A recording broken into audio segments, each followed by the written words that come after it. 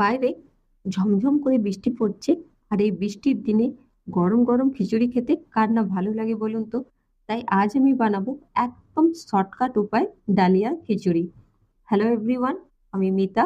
স্বাদের সফল চ্যানেলটিতে জানাই আপনাদেরকে অনেক অনেক স্বাগত। তো চলুন শুরু করা যাক আজকের রেসিপিটি। আপনাদের কাছে ছোট্ট একটা অনুরোধ, আপনারা যদি আমার চ্যানেলে নতুন হয়ে থাকে তাহলে প্লিজ আমার চ্যানেলটিকে সাবস্ক্রাইব করে আমার পাশে থাকবেন আর ভিডিওটা শুরু থেকে শেষ পর্যন্ত দেখবেন। তো চলুন শুরু করা যাক। তো আজকে আমি খিচুড়ির জন্য কিছু সবজি নিয়ে নিয়েছি। সবজির মধ্যে নিয়েছি একটা গাজর, একটা ফুলকপি, আর একটা টমেটো, ওর সাথে কিছু ফ্রোজেন মটরশুঁটি। আপনার বাড়িতে যা কিছু সবজি থাকবে আপনি কিন্তু সেই সবজি দিয়েই এই রেসিপিটা বানাতে পারেন। তো সবজিগুলোকে আমি ডুমো ডুমো করে কেটে নিয়েছি। এবার বানাবো একটা মশলা। মশলার জন্য আমি নিয়েছি 1.5 চামচের মতন জিরে, 2 টুকরো আদা আর একটা শুকনো লঙ্কা দিয়ে মিক্সিতে এটার একটা ফাইন পেস্ট তৈরি করে নেব। এটাকে সাইডে রাখছি। যেহেতু আজকে ডালিয়ার খিচুড়ি বানাবো, তাই নিয়ে নিচ্ছি 1 কাপের মতন ডালিয়া। এখানে আমি ডালিয়া নিয়ে নিয়েছি। আর যতটা ডালিয়া নেবো তার অর্ধেকটা কিন্তু আমাকে ডাল নিতে হবে। তো এখানে আমি মুগ ডাল নিয়েছি, 1/2 কাপের মতো মুগ ডাল নিয়ে নিয়েছি। এবারে গ্যাসেতে একটা কড়া চাপিয়ে দিয়েছি। কড়াটা যখন খুব ভালোভাবে গরম হয়ে যাবে তখন ডালিয়াটাকে হালকা এটার মধ্যে ড্রাই রোস্ট করে নেবো। এভাবে ডালিয়াটাকে ড্রাই রোস্ট করে নিলে না, একে তো ডালিয়ার গন্ধটা, কাঁচা গন্ধটা চলে যায়, দ্বিতীয়ত খিচুড়ির স্বাদটা কিন্তু অনেক বেশি বেড়ে যায়। এবারে মুগ ডালটাকেও হালকা করে আমি রোস্ট করে নেবো। যখনই মুগ ডালটা থেকে খুব ভালোভাবে গন্ধ বেরোবে তখনই কিন্তু মুগ ডালটা আমি বাটিতে ঢেলে দেবো। খুব বেশি কিন্তু ভাজবেন না, তাহলে কিন্তু মুগ ডালটা সেদ্ধ হবে না। এবারে এটাকে ভালো করে জল দিয়ে ধুয়ে নেবো। দিয়ে এটাতে 1 কাপ, মানে 1 গ্লাসের মতন জল দিয়ে এটাকে ভিজতে রেখে দেবো। এভাবে করলে কি হবে, ডালিয়ার খিচুড়িটা খুব তাড়াতাড়ি তৈরি হয়ে যাবে। তো এটাকে আমি এখন সাইডে রাখছি আর বাকি প্রিপারেশন গুলো করে নিচ্ছি। তো কড়াই আমি নিয়ে নিচ্ছি 1 টেবিল চামচের মতন সর্ষের তেল। এবার এটাতে দেবো তেজপাতা, অল্প করে জিরে আর একটা শুকনো লঙ্কা। এই ফোড়নটা থেকে যখন খুব ভালোভাবে গন্ধ বেরোবে তখন আমি দিয়ে দেবো কেটে রাখা ফুলকপিগুলো। ফুলকপিগুলো হালকা নেড়ে চেড়ে ভেজে নেবো। তারপর যে গাজরগুলো আমরা কেটে রেখেছিলাম সেই গাজরগুলো এর মধ্যে দিয়ে ফুলকপি আর গাজরটাকে ভালো করে ভেজে নেবো। যখন ফুলকপি আর গাজরটা খুব ভালোভাবে ভাজা হয়ে যাবে তখন যে মশলাটা আমরা তৈরি করে রেখেছিলাম সেই মশলাটা মধ্যেখানে একটুখানি জায়গা করে এই মশলাটাকে এর মধ্যে দিয়ে দেবো। কেন আজকে আমি একদম শর্টকাটে বানাচ্ছি সেই জন্য।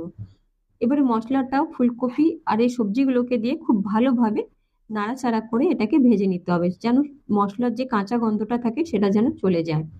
এভাবে কিছুক্ষণ নাড়াচাড়া করে নেবার পর এর মধ্যে আমরা দিয়ে দেবো স্বাদ মতো নুন, হলুদ আর অল্প করে লঙ্কা গুঁড়ো। আগে আমি লঙ্কা দিয়েছি, তাই আমি সামান্য এখানে লঙ্কা গুঁড়ো দিয়েছি। এবারে গুঁড়ো মশলাগুলোকেও দিয়ে খুব ভালোভাবে নাড়াচাড়া করে নেবো।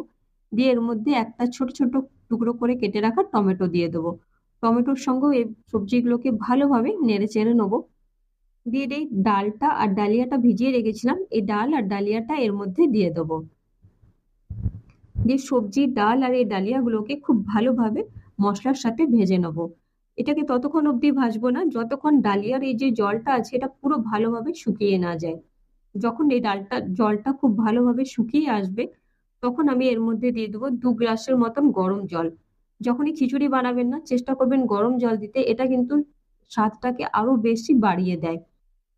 এটাকে একটু ভালোভাবে নাড়াচাড়া করে এর মধ্যে আমি দিয়ে দেবো মটরশুঁটি গুলো। আমি এই সময়তে দিচ্ছি কারণ এটা ফ্রোজেন মটরশুঁটি, হাফ কুক থাকে সেজন্য। এবার এটাকে অল্প নাড়াচাড়া করে এটাকে আমরা ঢাকা দিয়ে কুক করব 8 থেকে 10 মিনিটের জন্য। তো দেখুন এখানে 8 মিনিট হয়ে গেছে, আমি খুলে একবার চেক করে নিচ্ছি। এই সময়তে সবজিগুলো আমার খুব ভালোভাবে সেদ্ধ হয়ে গেছে, ডালটা আর ডালিয়া ভালোভাবে সেদ্ধ হয়ে ঘন হয়ে এসছে। মাঝে মাঝে কিন্তু একবার করে ঢাকাটা খুলে খিচুড়িটা নেড়ে দেবেন, খিচুড়ি প্রচন্ড নিচে লেগে যায় তো সেজন্য। এবারে এর মধ্যে আমি দিয়ে দেবো 1 চামচ চিনি। দিয়ে এটাকে ভালো করে নাড়াচাড়া করে গ্যাসের ফ্লেমটা বন্ধ করে দেবো। আপনার যদি চিনি পছন্দ না হয় তাহলে কিন্তু আপনি দেবেন না। এবারে খিচুড়ির স্বাদটাকে আরো একটু বেশি বাড়াবার জন্য আমি একটা তারকা দিচ্ছি। সেই জন্য তারকা প্যানে নিয়ে নিয়েছি 1 চামচ সর্ষের তেল আর 1 চামচ ঘি। এটা যখন ভালোভাবে গরম হয়ে যাবে তখন এর মধ্যে আমি দিয়ে দেবো খানিকটা কুচনো নারকোল। নারকোলটা যখন ভালোভাবে সোনালি হয়ে আসবে তখন আমি এর মধ্যে দিয়ে দেবো 1 মুঠো বাদাম। এই বাদাম আর নারকোলটাকে ভালোভাবে ভেজে সরাসরি আমরা এটার ডালিয়ার মধ্যে দিয়ে দেবো। দিয়ে এটাকে ভালোভাবে মিক্স করে নেবো। এটা দিলে না খিচুড়ির টেস্টটা আরো মানে দ্বিগুণ হয়ে যায়।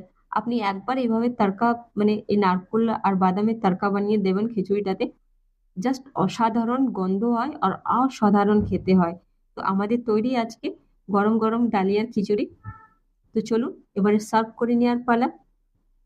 তো আজকে আমি খিচুড়ির সাথে বানিয়েছিলাম আলু ভাজা, বেগুন ভাজা আর পাঁপড়। আপনারা খিচুড়ির সাথে কি খেতে ভালোবাসেন আমাকে কমেন্ট করে নিশ্চয়ই জানাবেন। তো তৈরি হয়ে গেছে আমার আজকে তার লাঞ্চ। তো কেমন লাগলো এই রেসিপিটা? যদি ভালো লেগে থাকে তাহলে ভিডিওতে একটি লাইক করে দিয়ে আপনার বন্ধু বান্ধবদের সঙ্গে শেয়ার করে দেবেন। ভালো থাকবেন। দেখা হচ্ছে অন্য এক রেসিপি।